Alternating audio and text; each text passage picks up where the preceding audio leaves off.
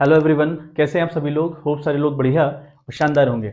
चलिए एक नया चैप्टर हम लोग स्टार्ट करने वाले हैं जिसका नाम है डेप्रिसिएशन। ठीक है, फॉर द 11th क्लास बहुत इंपॉर्टेंट चैप्टर हुआ, बहुत इंपॉर्टेंट इसके कॉन्सेप्ट हैं। थोड़ा चैप्टर कॉम्प्लिकेटेड है बच्चों, ठीक है। अगर आपने ध्यान नहीं दिया तो ये चैप्टर आपको बहुत फंसाएगा, तो इसलिए बहुत इंपॉर्टेंट है कि बेसिक बेसिक बातें आज हम करेंगे। बहुत बहुत इंट्रोडक्शन वीडियो रहेगी।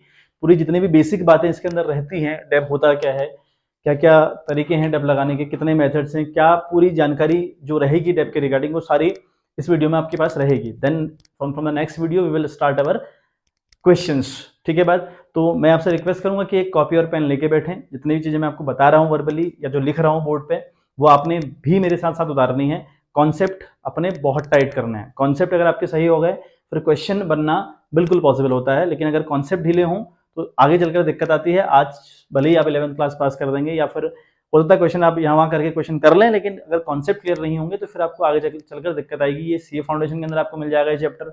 अगर आप बात करते हैं बीबीए की तो वहां आपको मिलेगा। बीकॉम में कई जगह आपको ये देखने को मिलता है, बीकॉम ऑनर्स में। तो इसलिए आप इस चैप्टर पर कमांड बनाते हुए चलें। ठीक है, चलिए वर्ड है आपका डेप्रिसिएशन। अब डेप्रिसिएशन होता क्या है वो आप देखें तो कहते हैं कि fall down in the value of, ठीक है, फॉल डाउन, ठीक है बात, fall down in the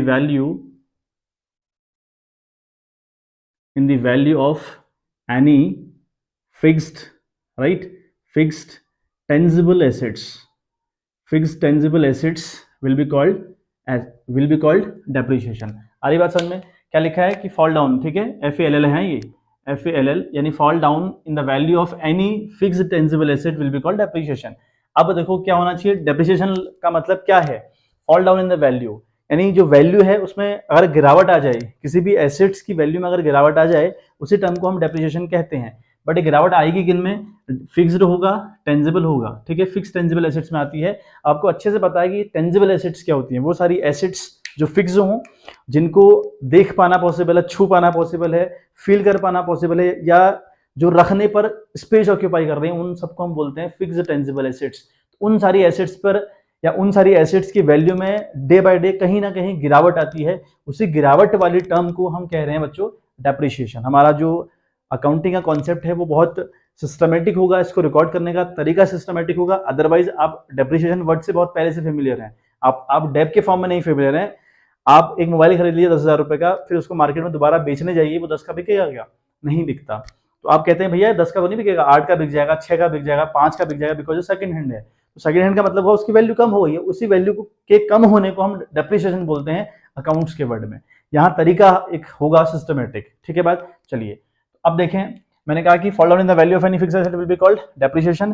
but एक यहाँ पर केस है विच इज एक्सेप्शनल केस, वो है आपका लैंड। यानी लैंड पर डेप्रिसिएशन चार्ज नहीं होता बच्चों, एक्सेप्ट लैंड। आप कहीं भी डेप्रिसिएशन लगाइए, लेकिन लैंड पर डेप्रिसिएशन लगना पॉसिबल नहीं है। ठीक है, आपको पता है भाई लैंड की डिमांड थोड़ी कम हो रही है, लैंड की डिमांड तो डे बाय डे बढ़ रही है।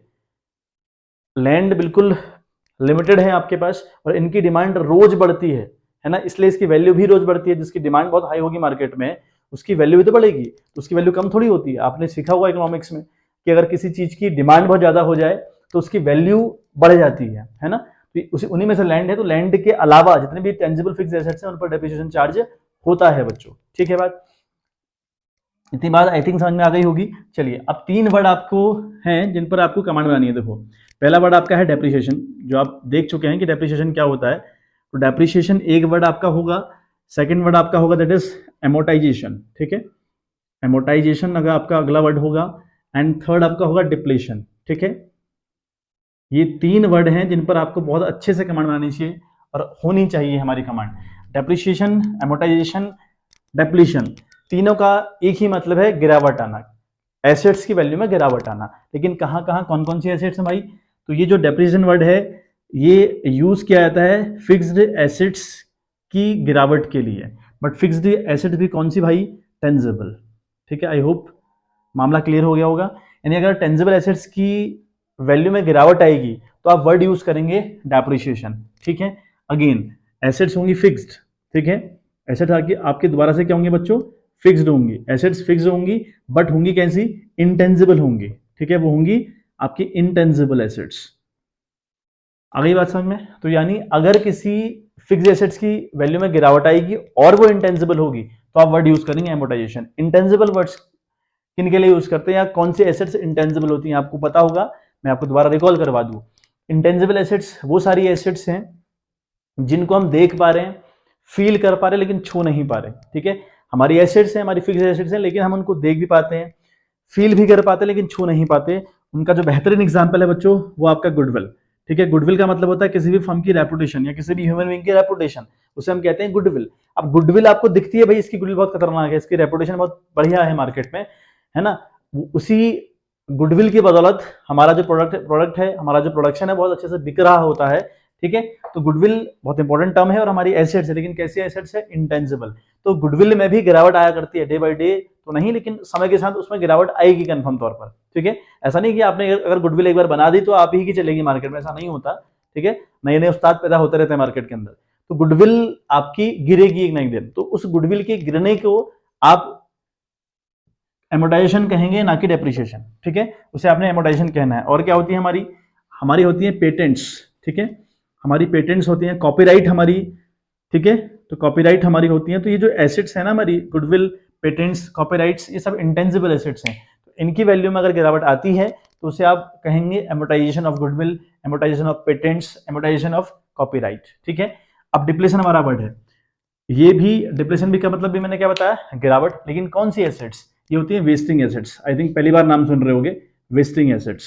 ठीक है, तो वेस्टिंग एसेट्स का क्या मतलब हुआ भाई, वेस्टिंग एसेट्स वो एसेट्स हैं जिनसे हम कुछ और एसेट दोबारा निकाल रहे होते हैं। ठीक है, मैंने बताया वेस्टिंग एसेट्स वो एसेट्स हैं जिनसे आप दोबारा कोई एसेट निकाल रहे होते हैं। फॉर एग्जांपल, मैं आपको देखो एग्जांपल देता हूं, ऑयल वेल है ना, जो तेल का कुआं है, आप क्या कर रहे हैं, तेल का कुआं आपका वेस्टिंग एसेट्स है, तेल का कुआं वेस्टिंग एसेट्स है, उससे आप क्या निकाल रहे हो, तेल निकाल रहे हो, एक और एसेट्स पैदा कर रहे हो, उसी को बोलते हैं वेस्टिंग एसेट्स। तो इनकी वैल्यू में अगर गिरावट आएगी तो आप वर्ड एमोटाइजेशन या फिर डेप्रिसिएशन ना यूज करके आप क्या यूज करेंगे बच्चों, डेप्लीशन यूज करेंगे। आई बात समझ में, ऐसी है ना, कोल माइन हो सकती हैं, ठीक है, गोल्ड माइन हो सकती हैं। तो ये जितनी भी चीजें हैं ना जिनसे आप दोबारा कोई ना कोई चीज पैदा कर दे रहे हैं, उन्हीं को हम बोलते हैं वेस्टिंग एसेट्स। तो अगर इनकी वैल्यू में भी तो गिरावट आएगी।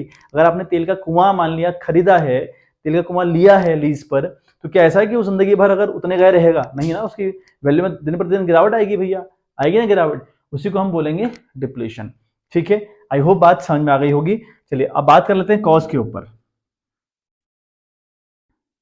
ठीक है, कि भैया कॉज क्या है, कॉज ऑफ डेप्रिसिएशन क्या होते हैं, यानी डेप्रिसिएशन लगने के जो कॉज हैं, जो इंपॉर्टेंट कॉज हैं, कारण हैं, उनके ऊपर हम लोग बात कर लें कि आखिर क्या रहता है जिसके कारण डेप्रिसिएशन लगता है, या जब वैल्यू किसी भी चीज की कम हो रही होती है। आपको अच्छे से पता है, देखो हम थोड़ा सा बात करें क्या क्या कारण रहते हैं। एक तो आपका होता है कांस्टेंट यूज।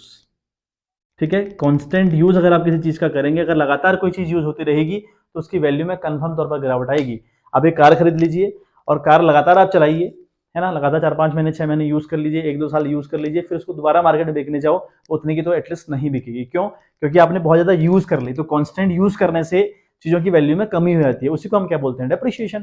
तो कांस्टेंट यूज आपका हुआ, ठीक है, आपका कांस्टेंट यूज हम कह सकते हैं कि भैया एक बहुत बड़ा फैक्टर है, बहुत बड़ा रोल अदा करता है आपकी किसी भी चीज की वैल्यू में गिरावट आने में। ठीक है, अगला हमारे पास है ऑब्सोलेंस। एक वर्ड है आपका, ऑब्सोलेंस का मतलब होता है ड्यू टू द टेक्नोलॉजी। अगर टेक्नोलॉजी चेंज होती है ना बच्चों, तो पिछली वाली चीज आपकी मार्केट से कम हट जाएगी। फॉर एग्जांपल देखिए, आप आज के युग में अगर घर में 7-8 लोग हैं, 4-5 लोग हैं, तो सबके पास एंड्रॉइड फोन है सबके पास एंड्रॉइड फोन। यानी जो पुराने कीपैड वाले फोन है मार्केट से डाउन हो गए, गायब हो गए। यानी टेक्नोलॉजी चेंज हुई, उसे हम ऑब्सोलेंस कहते हैं। तो ऑब्सोलेंस के कारण भी आपकी चीजें खत्म हो जाती हैं, उनकी वैल्यू में गिरावट आ जाती है। जैसे ही टच फोन आया, यानी एंड्रॉइड फोन मार्केट में आए, जो कीपैड वाले फोन थे वो उनकी जो डिमांड है वो बिल्कुल कम हो गई, बनने बंद हो गए, खत्म हो गए, उन पर डेप लग गया। ठीक है, तो ऑब्सोलेंस भी एक बहुत बड़ा कारण हुआ। उसके बाद आपका अगर हम बात करें एक्सपायरी ऑफ टाइम, ठीक है, एक्सपायरी ऑफ टाइम भी आपका एक बड़ा फैक्टर है, एक्सपायरी ऑफ टाइम। ठीक है, यानी टाइम अगर खत्म हो जाए किसी चीज का, तो तब भी आपका डेप्रिसिएशन वाला टर्म कह सकते हैं कि भैया हुआ। देखो कैसे, आपने मान लिया 1 लाख का कोई एक गोडाउन लिया था लीज पर, ठीक है, जैसे ही 1 साल खत्म हुआ, क्या होगा, खत्म हो जाएगा ना आपका, ये गोडाउन से आपका अधिकार हट जाएगा ना, गोडाउन की वैल्यू गिर जाएगी ना। तो यही हुआ एक्सपायरी ऑफ टाइम, कि अगर किसी का टाइम एक्सपायर हो जाए, है ना, तो टाइम एक्सपायर होने से भी आपका डेप लगता है, यानी उसकी वैल्यू में गिरावट आती है बच्चों। ठीक है बात। चलिए अगला हम देखें, चौथा हम समझें वेयर एंड टीयर। ठीक है, वेयर एंड टीयर ये बहुत इंपॉर्टेंट है, और ये इतने ही जो कॉन्सेप्ट है ना चार, ये बहुत, अगर एग्जाम में अगर आपके पास आते हैं तो हद तक आपको चार लिखने होते हैं कि भैया ये रीजन है, बस इनके अंदर कभी तो मारा नहीं है। तो वेयर एंड टेयर का मतलब होता है फट जाना, एक्सीडेंट हो जाना, टूट जाना, फूट जाना। तो अगर आप किसी चीज को कॉन्स्टेंटली यूज करेंगे तो वेयर एंड टेयर तो आएगा ना उसके अंदर। इस वेयर एंड टेयर के कारण भी आपकी जो वैल्यू है किसी भी फिक्स्ड टेंजिबल एसेट्स की वो गिरती है। तो ये कुछ कॉजेज हमारे पास हो गए। एक बार स्क्रीनशॉट आप ले लें, फिर हम आगे बढ़ने का काम करेंगे बच्चों। फिर थोड़ा सा हम और सीखेंगे इसके ऊपर, कहानी क्या क्या रहती है, फिर आगे बात करेंगे। देखिए बच्चों, तो ऑब्जेक्ट लिख दिए मैंने, ऑब्जेक्ट आ गए थे बोर्ड पे, है ना। तो ऑब्जेक्ट का क्या मतलब है, यानी नीड क्या है डेप्रिसिएशन चार्ज करने की, या इसकी सिग्निफिकेंस क्या है, रिक्वायरमेंट क्या है, या इसके ऑब्जेक्ट क्या है, कैसे भी हम याद कर लें कि क्या नीड है डेप्रिसिएशन चार्ज करने की। हमने सीख लिया कि डेप क्या होता है, ये तीन वर्ड क्या हैं, इसके कॉज क्या हैं। ठीक है, दो तीन कॉज और हो सकते हैं, लेकिन मैंने जो इंपॉर्टेंट कॉज है वो लिखे हैं। तो आप इतना भी अगर याद कर लेंगे एग्जाम में आप आराम से करके आ सकते हैं, और आपके लाइफ टाइम के लिए बिल्कुल ओके है इतना मामला। तो इतना आप नोट करते हुए चले मेरे साथ। देखें, ऑब्जेक्ट का मतलब क्या हुआ, need to charge the depreciation, या इसका सिग्निफिकेंट क्या है, इसका रिलेवेंट क्या है, क्यों हम डेप्रिसिएशन चार्ज कर रहे हैं। तो पहला मैंने लिखा है to know the true profit. To know the true profit का क्या मतलब हुआ, अगर आप डेप्रिसिएशन चार्ज नहीं करेंगे ना, देखो अगर आप डेप्रिसिएशन चार्ज नहीं करते तो आपका जो प्रॉफिट एंड लॉस अकाउंट है, मान लिया 1 लाख का प्रॉफिट बता रहा है, आपका जो प्रॉफिट एंड लॉस अकाउंट है वो दिखा रहा है कि भैया आपको 1 लाख का प्रॉफिट हुआ है, आपने डेप चार्ज नहीं करा। अगर आपने डेप चार्ज करा होता 10,000 रुपए, सपोज करो अगर आपने डेप चार्ज किया होता 10,000 रुपए, तो आपका प्रॉफिट 1 लाख ना आकर 90,000 रुपए आता। ठीक है, और ये 90,000 रुपए डेप जो था, नॉट डेप, जो 90,000 की जो वैल्यू वाला जो प्रॉफिट था, ये एक्चुअल प्रॉफिट आपका था, है ना। आपने क्या दिखा दिया, 1 लाख रुपए, लेकिन अगर आप 1 लाख दिखाएं तो वो प्रॉफिट ट्रू नहीं है, वो प्रॉफिट सही नहीं है। आपको डेप कम करते हुए आपका प्रॉफिट दिखाना चाहिए। तो इसलिए मैं कह रहा हूं to know the true profit. अगर सही प्रॉफिट जानना हो तो डेप्रिसिएशन चार्ज करना बहुत इंपॉर्टेंट है। ठीक है, पहली बात। तो अगला हमारा है बच्चों रिप्लेसमेंट ऑफ एसेट्स, यानी जो हमारी एसेट्स हैं उनको रिप्लेस अगर करना हो तब भी आपको डेप्रिसिएशन चार्ज करना चाहिए।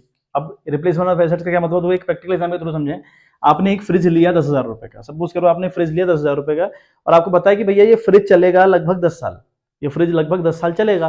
तो आप क्या कर रहे हैं, आप हर साल 2,000 रुपए निकाल रहे हैं अपनी इनकम से और फ्रिज के नाम पे रख दे रहे हैं, सेविंग कर रहे हैं 2,000 रुपए की, भैया हम अगर ये 10 साल बाद खराब हो जाएगा, खत्म हो जाएगा, तो हम एक नया फ्रिज लाएंगे। तो आपने ऐसा ही 10 साल तक करते रहे आप, और अगर आप 2-2 हजार रुपए हर साल सेव करते हैं तो 10 साल बाद आपके पास 20,000 रुपए हो जाएंगे, 20,000 रुपए।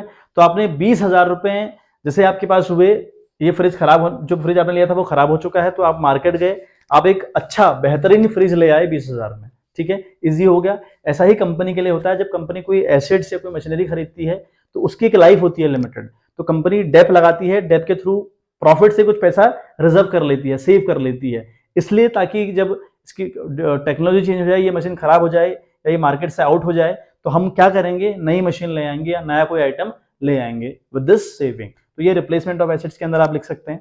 अगला अगर बात करें, बहुत इंपॉर्टेंट है, to prevent workers to demand for higher wages. ठीक है, क्या होता है ना, अगर आप डेप्रिसिएशन चार्ज नहीं करेंगे, अगर इन खर्चों को नहीं दिखाएंगे, तो आपका जो प्रॉफिट एंड लॉस अकाउंट है वो बहुत हायर प्रॉफिट आपको शो करेगा।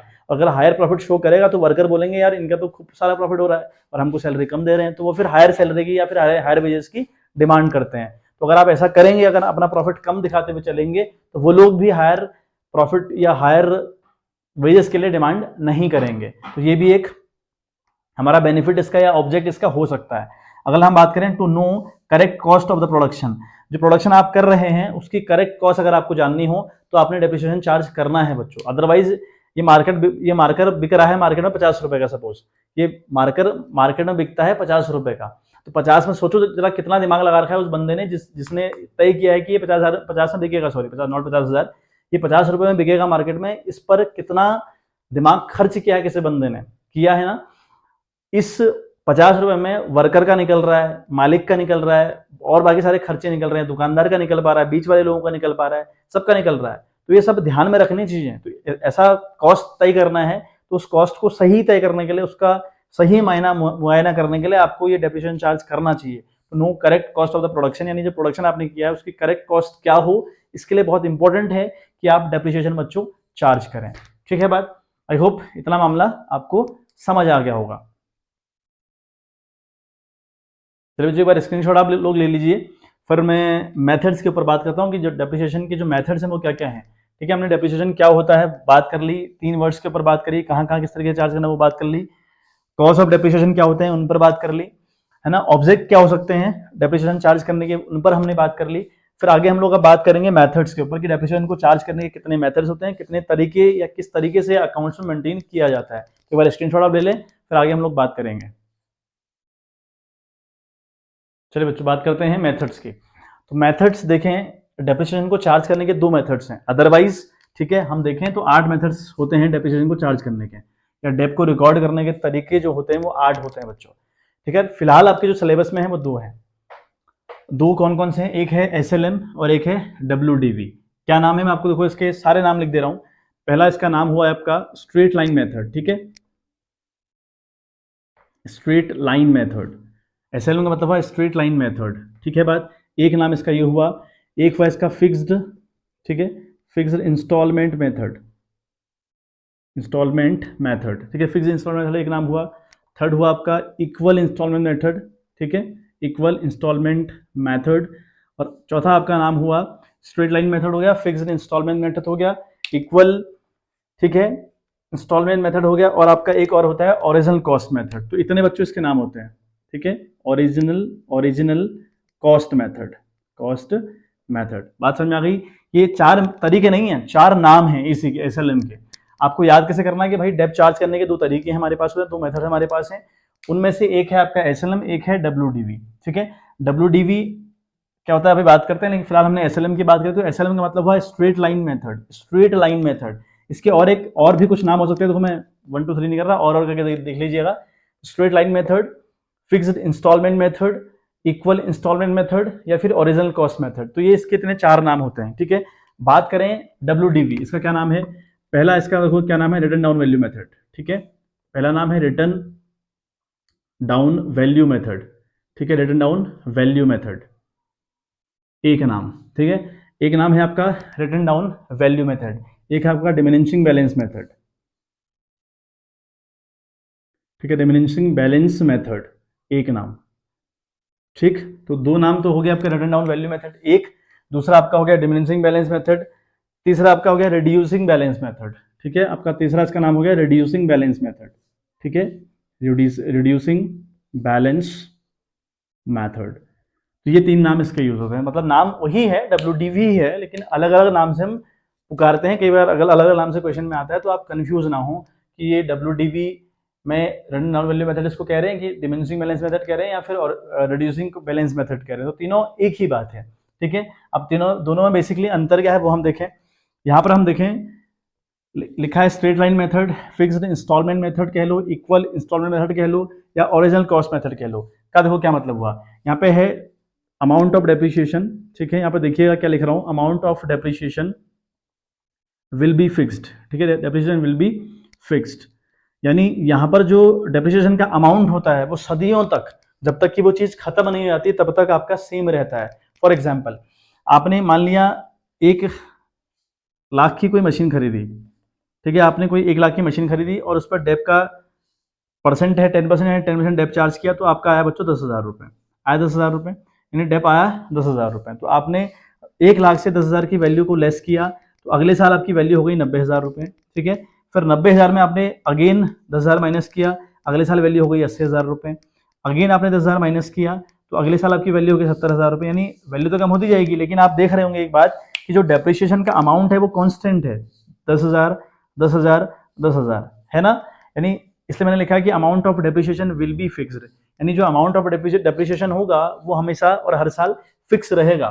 इसलिए इस मेथड का देखो क्या नाम रखा हुआ है, स्ट्रेट लाइन मेथड, जो स्ट्रेट रहता है, बदलता नहीं है। ठीक है, दूसरा फिक्स्ड इंस्टॉलमेंट मेथड, जहां पर इंस्टॉलमेंट आपकी फिक्स रहती हैं, या इक्वल इंस्टॉलमेंट मेथड, जहां पर आपके जो इंस्टॉलमेंट है वो इक्वल रहते हैं, या ओरिजिनल कॉस्ट मेथड, यानी वो डेप जो ओरिजिनल कॉस्ट पर लगता है। जो ओरिजिनल कॉस्ट थी मशीन की वो कितनी थी बच्चों, 1 लाख रुपए। इस एसेट्स की जो ओरिजिनल कॉस्ट थी वो 1 लाख रुपए थी, इस पर डेप काटा 10,000 रुपए, यानी जो 1 लाख है ये ओरिजिनल कॉस्ट है ओरिजिनल कॉस्ट, इसी पर हमने डेप चार्ज किया। तो इसलिए हम इसका नाम इस तरीके से, इसके नाम हम याद कर सकते हैं कि स्ट्रेट लाइन मेथड है भाई, कहीं बदलता नहीं है।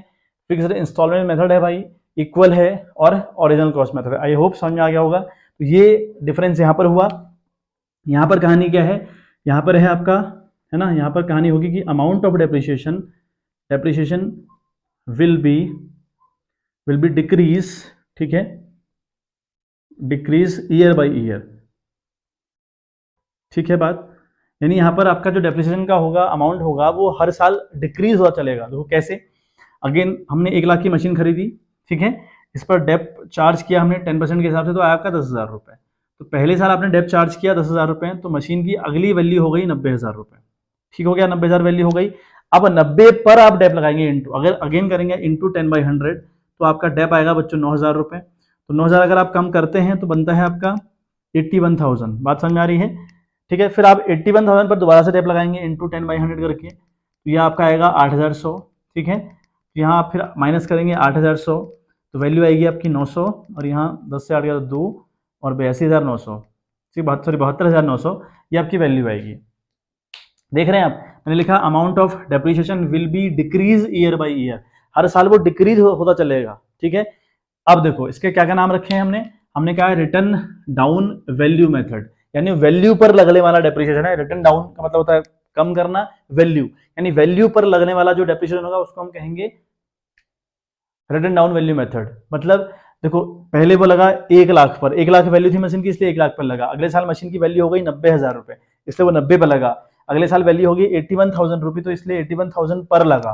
तो ये वैल्यू पर लगने वाला डेप्रिसिएशन है, इसलिए इसका नाम है रिटर्न डाउन वैल्यू मेथड। एक दूसरा आपका है डिमिनिशिंग बैलेंस मेथड, जो हमेशा डिमिनिशिंग होता रहेगा, कम होता रहेगा, वही वाली बात मैंने कही, जो हर साल कम हो रहा है, ठीक है। एक है रिड्यूसिंग बैलेंस मेथड, सेम मतलब है रिड्यूसिंग बैलेंस मेथड, जहां पर बैलेंस आपका रिड्यूस होता चलेगा, उसी को हम इन नामों से पुकार रहे हैं। तो मतलब उन नामों के पीछे भी लॉजिक है बच्चों, है ना, जो नाम रखे हैं उनके पीछे भी लॉजिक है कि नाम ऐसा क्यों रखा गया है। तो आई होप आपको मामला क्लियर हो गया होगा कि स्ट्रेट लाइन मेथड यानी SLM और WDV ये जो मेथड्स हैं इनमें बेसिकली डिफरेंस क्या होता है, ठीक है। यहाँ हर बार आपको वैल्यू पर डेप्रिसिएशन लगाना पड़ता है, और यहाँ पर अगर आपने डेप एक बार लगा दिया सो लगा दिया, जिंदगी भर वही चलता रहेगा।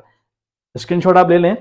फिर हम थोड़ी सी बात हमें और करनी है, बाकी हमारा सारा काम लगभग आज का हो चुका है। जो इंट्रोडक्शन था, थोड़ी शायद वीडियो लंबी हो गई है, ठीक है, बट आपका जो बेसिक था सारा एक ही वीडियो में क्लियर होना बहुत इंपॉर्टेंट है। बार बार उन बेसिक पर बात नहीं कर सकते, ठीक है। तो कल से हम लोग क्वेश्चन के ऊपर बात करेंगे, लेकिन आप जितनी बातें मैंने आपको आज बताई हैं, कोशिश करी है आपको पूरा समझाने की, तो आप लोग कोशिश करिएगा कि सारी कहानी आप मेरे साथ करते हुए चलें, ठीक है बात। देखिए बच्चों, एक आखिरी बात आप देखें, जो डेप्रिसिएशन की अकाउंटिंग होती है ना, उसको भी करने के 2 तरीके हैं। देखो मैंने आपको बताया कि डेप्रिसिएशन क्या होता है, उसके कॉज क्या हैं, उसके ऑब्जेक्ट क्या हैं, ये बताया आपको। फिर आपको बताया कि इसके मेथड्स कितने हैं। डेप को चार्ज करने की मैंने बताया कि प्रैक्टिकली 8 मेथड्स हैं, लेकिन उन 8 के ऊपर आपने बात नहीं करनी, क्योंकि आपके सिलेबस में सिर्फ 2 के ऊपर बात करी गई है। तो उन 2 में क्या डिफरेंस है वो बात करी। अब डेप्रिसिएशन को रिकॉर्ड करने के 2 तरीके हैं बच्चों, रिकॉर्ड करने के बोल रहा हूं मैं, चार्ज करने के नहीं। चार्ज करने के 2 मेथड तो है ही हैं, लेकिन रिकॉर्ड करने के भी 2 तरीके हैं। इसमें मैंने लिखा कि डेप्रिसिएशन की अकाउंटिंग किस तरीके से होगी। देखें आप ज़्यादा डीप ना घुसे यहाँ पर, लेकिन आपका जो कॉन्सेप्ट है आपको पता होना चाहिए, ऐसा भी कुछ है यहाँ पर। एक है, ठीक है, व्हेन डेप्रिसिएशन इज चार्ज, ठीक है, is charge to the assets account, to the assets account. यानी इसका क्या मतलब है भाई, यानी डेप्रिसिएशन का हिसाब हम उसी एसेट्स में या उसी एसेट्स के साथ करेंगे जिसकी हम बात कर रहे होंगे।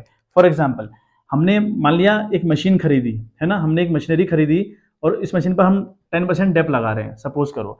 तो हम एक अकाउंट खोलेंगे मशीनरी का इस तरीके से, है ना, टी शेप में अकाउंटिंग खोलेंगे, है ना, 2 साइड मशीन की कहानी और बाई साइड मशीन की कहानी हम लोग रिकॉर्ड करने का काम करेंगे।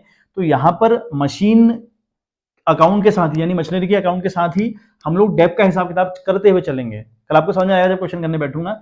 आपने अल्टीमेट लेवल पर ये देखना है कि अगर when depreciation is charge to the assets account का ये मतलब हुआ कि जो एसेट्स बनाए अकाउंट का अकाउंट आप खोलेंगे, जो एसेट्स है ना, इसका अकाउंट अगर आप खोलते हैं तो इसी में आप डेप भी चार्ज करेंगे, ठीक है। यहाँ पर इसी में आप डेप चार्ज करते हुए चलेंगे, और यहाँ पर जस्ट इसका वाइस वर्सा है कि भाई when depreciation is not charge to the assets account, to the assets account, यानी एसेट्स अकाउंट के साथ डेप चार्ज नहीं होता। मतलब यहाँ पर 2 अकाउंट के ऊपर बात करनी होती है। एक तो एसेट्स अकाउंट, आपको एसेट्स का अकाउंट सेपरेट खोलना पड़ता है, और दूसरा आपको खोलना पड़ता है प्रोविजन फॉर, ठीक है, प्रोविजन फॉर डेप्रिशिएशन अकाउंट आपको अलग से खोलना पड़ेगा। यानी यहाँ दो अकाउंट के ऊपर बात करनी पड़ेगी सेपरेटली, मतलब एसेट्स के ऊपर अलग से बात करनी पड़ेगी, एसेट्स का अकाउंट अलग से खोलना पड़ेगा, और प्रोविजन फॉर डेप्रिशिएशन अकाउंट आपको अलग से खोलना पड़ेगा। तो ये अलग अलग अगर मेंटेन होते हैं, डेप का अकाउंट अलग मेंटेन हो रहा है और एसेट्स का अलग हो रहा है, तो उसे हम कहते हैं कि भैया हमारा मेथड कौन चल रहा है रिकॉर्ड करने का, when depreciation is not charge to the assets account. और एक हमारा तरीका होता है when depreciation is charge to the assets account. यहाँ पर हमने स्पेशली बात करनी होती है एसेट्स अकाउंट के ऊपर, ठीक है, हमें एसेट्स अकाउंट सीखना है, दूसरा हमको सीखना है डेप्रिसिएशन अकाउंट, ठीक है। अब इन दोनों में अंतर है, यहाँ प्रोविजन फॉर डेप्रिसिएशन अकाउंट और डेप्रिसिएशन अकाउंट में अंतर है। यहाँ इन दोनों अकाउंट्स के ऊपर बात करना होता है, यहाँ इसके ऊपर, इसके ऊपर और इसके ऊपर, यहाँ 3 अकाउंट खुल जाएंगे उस वाले में, ठीक है। लेकिन किस तरीके से होता है इसकी बात हम लास्ट में करेंगे, फिलहाल हमारे पास काम का बिल्कुल नहीं है और बहुत ज्यादा इंपॉर्टेंट भी नहीं है। इंपॉर्टेंट हमारे लिए फिलहाल ये हुआ कि डेप्रिसिएशन जब चार्ज होता है टू दी एसेट्स अकाउंट में, तो हमने एसेट्स अकाउंट के ऊपर स्पेशली फोकस करना है, ठीक है, उन्हीं दो मेथड्स के थ्रू, एक है रिटन डाउन वैल्यू मेथड, एक है आपका स्ट्रेट लाइन मेथड। तो उन्हीं मेथड्स के थ्रू हम लोग समझने का प्रयास करेंगे कि किस तरीके से डेप चार्ज होता है और किस तरीके से डेप की अकाउंटिंग रहती है। एक बार हल्का सा स्क्रीनशॉट ले, मैं हट रहा हूँ 2 मिनट के लिए, फिर हम लोग आज की वीडियो को समाप्त करें। जो आज की जो कहानी थी, आई होप आपको समझ आई हो, अच्छी लगी हो कहानियां, ठीक है। और यहाँ पर आप कंफ्यूज मत होइएगा बिल्कुल, आप लिख लीजिए इसको एज इट इज। मैंने जो आपको बताया वो आप टर्म हल्का सा याद रखिएगा कि यहाँ पर आपने एसेट्स अकाउंट में ही डेप चार्ज करना होता है और यहाँ पर आपने एसेट्स का अकाउंट अलग से बनाना है और प्रोविजन फॉर डेप्रिसिएशन का अकाउंट अलग से बनाना है। बस इतना सा आप याद रख लीजिएगा। अगर इतना याद हो गया, फिर आपके साथ क्वेश्चन करते हुए हम चलेंगे तो वहां पर आपके कॉन्सेप्ट बिल्कुल क्लियर हो जाएंगे, ठीक है बच्चों। चलिए मिलते हैं आपसे इन द नेक्स्ट वीडियो, तब तक के लिए bye bye, have a good day.